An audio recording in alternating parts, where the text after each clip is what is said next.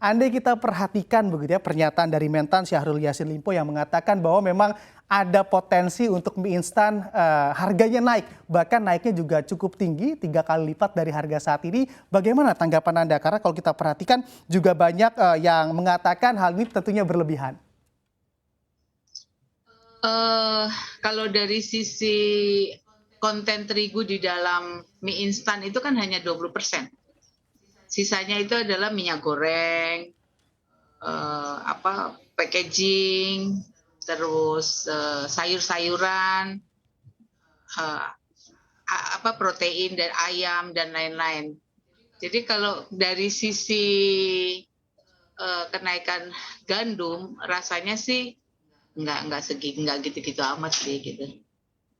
Oke baik, tidak gitu-gitu amat. Berarti memang ada potensi kenaikan Iya, begitu Bu Ratna atau seperti apa pandangan Anda? kan yang naik tidak hanya gandum. Kita lihat minyak goreng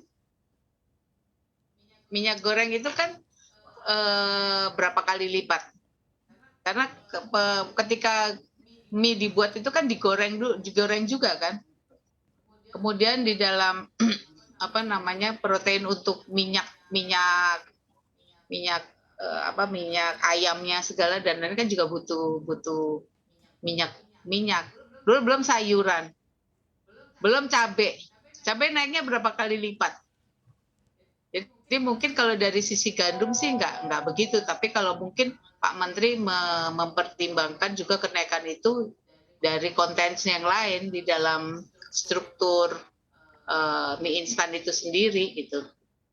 Oke baik, jadi lebih kepada memang bahan baku lainnya, tidak terlalu signifikan apabila kita kaitkan dengan harga gandum yang memang sudah melonjak. Tapi kalau kita Gandum. perhatikan harga gandum juga sudah naik sejak 2021, bahkan angka kenaikannya sudah mencapai 68%. Kalau kita bicara antisipasi begitu yang dilakukan oleh para pengusaha di sektor gandum ini seperti apa sih Bu Ratna? Kalau antisipasi daripada kenaikan itu pasti kita sudah setiap pengusaha pasti punya strategi sendiri dan mereka juga tidak mau misalnya kolaps hanya karena kenaikan harga bahan baku. Pasti mereka punya punya strategi mempersiapkan diri gitu ya. Dan saya rasa sih so far sih sampai saat ini tentang supply atau availability daripada bahan baku sih anggota saya sih nggak ada yang mengeluh. Artinya ya mengeluh ketika ketika tiba-tiba waktu India ban aja tidak stop stop ekspor gandumnya memang secara psikologi menjadi harganya naik di pasaran internasional gitu. Tapi sekarang sudah normal kembali. Jadi kita harapkan memang akan segera pulih lah gitu. Dan kalau kita kaitkan dengan perang Ukraina dan Rusia sih berdampak lebih kepada psikologi daripada kenaikan harga gandum internasional. Oke, baik. Berarti memang ada pengaruhnya begitu ya Bu Ratna terkait memang ada dampak dari perang Ukraina dan juga Rusia. Karena kalau kita lihat datanya juga sudah mengalami kenaikan sebesar 18%. Apakah memang data ini juga sesuai dengan yang Anda miliki? Kami kan berpatok kepada IGC ya, International Grain Indicator Green Council gitu ya, bahwa kenaikan dari tidak hanya gandum loh, semuanya loh. Sampai crude oil pun jagung, kedelai semuanya naik.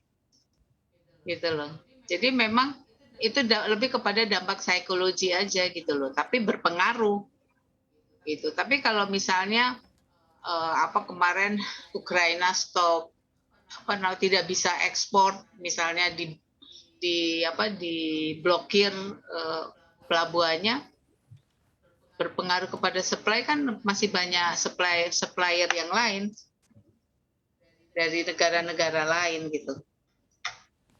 Oke, baik. Bu Ratna, andai kita melihat secara garis besar begitu ya hingga saat ini bagaimana tingkat permintaan tepung terigu di dalam negeri khususnya termasuk yang akan digunakan untuk menjadi mie instan. Karena memang untuk kalau kita mengutip dari data dari Aptindo sendiri sebetulnya permintaan justru turun sebesar 1%. Ya, permintaan memang turun 1% itu karena kalau kita melihat daya beli terus kemudian adanya PPKM, adanya apa namanya pembatasan restoran dan lain-lain, ya kan itu memang berpengaruh ya itu.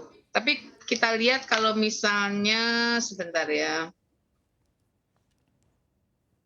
kalau kita lihat data impor gandum ya, data impor gandum sampai sebenarnya eh, impor gandum di Indonesia itu kan sekitar 11-12 juta ton ya.